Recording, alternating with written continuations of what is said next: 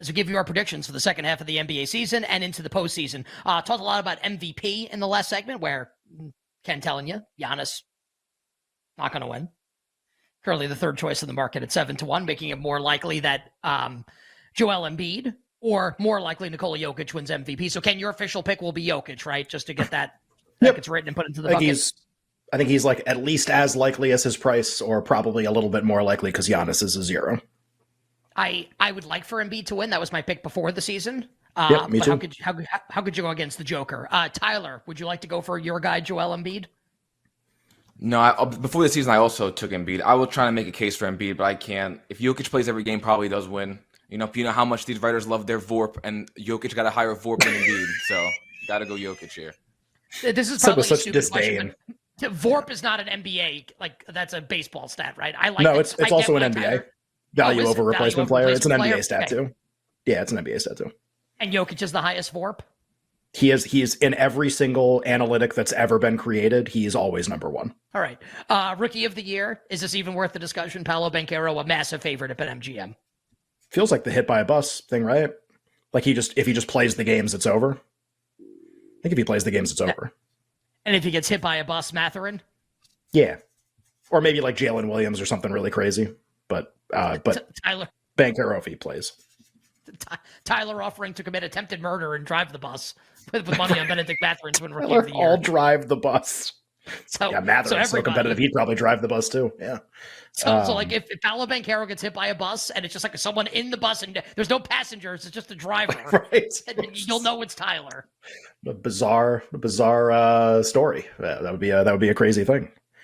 Julio Rodriguez will be like across the street being like, get out of the way! Get out of the way! This almost happened to me! It was like August 20th. Yeah. Okay, so that's Rookie of the Year. Tyler Banchero for you as well, even though I know you don't want it. Yeah, unfortunately. Okay. I know you don't want it. Tyler taking his medicine with 2 award picks here. 6-man, Ken. Really interesting betting market here, right?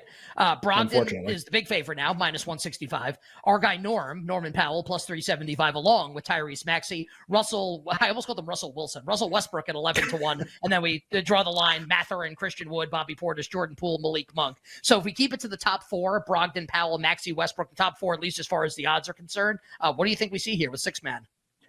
I think it's impossible Westbrook wins, 0.0. It doesn't matter. We also don't know if he's going to start yet, by the way. But even if he comes off the bench, 0. Missed games, got traded. Nobody even thinks about him like this. Doesn't matter. I think any of the other 3 can win, which hurts me deeply because I tried to avoid Maxey as long as possible. I think he's like a really flawed candidate. I don't know if it's going to matter because I think all the candidates might end up being super flawed. So for this exercise, I'll pick Brogdon because I do think he is the most likely winner. Team success is almost always like the number 1 driving force of this award, like within limits, and the Celtics are going to have the best record most of the time. So he's like makes sense as a candidate. He was a free agent acquisition. He is actually very good. Maxey scores more. He's going to play in way less games. He's only going to come off the bench at about 30. Which is like insanely low. It'd be like mid to high 30s probably. So I think he can win, which stinks. And I've had to like rebalance position a little bit to be just not a loser on him. That's like kind of the best I'm willing to do. Powell has an outside shot. I want to see how the Westbrook acquisition affects his chances. Could be negatively, could be nothing. So I'll say Brogdon right now. Any of those 3 can win, and I would not be surprised. If you had to guess, Russell Westbrook start or come off the bench for the Clippers more often than not? Start. I agree. And maybe not close, but start. I think Powell's going to win. There's not a lot of oxygen there, you know? Like if Kawhi and Paul George, now this is a big if. Let's say they actually play like a bunch of games. Maybe they just sit. If they sit, there's more than enough shots for everybody too. Like if they just don't play.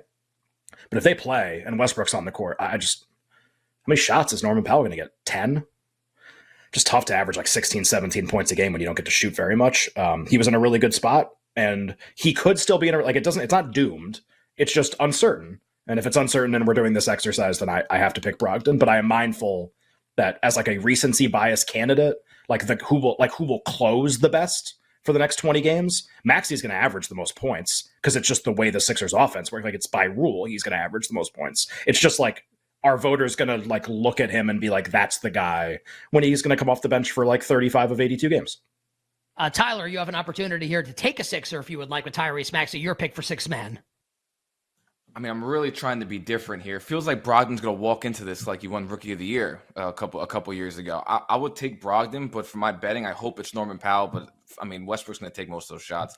I agree with Ken. I don't think Maxey's going to win. So I'll take, unfortunately, Malcolm Brogdon. I think I hate Russell Westbrook. I think I just made this decision just now. What is that? I think I'm done with it. What is hate? Like, you hate him? I don't hate him. I just don't think he's that good. Okay. I despise him. I'm kind of glad he's on the Clippers because, like, I find them incredibly uninteresting most nights.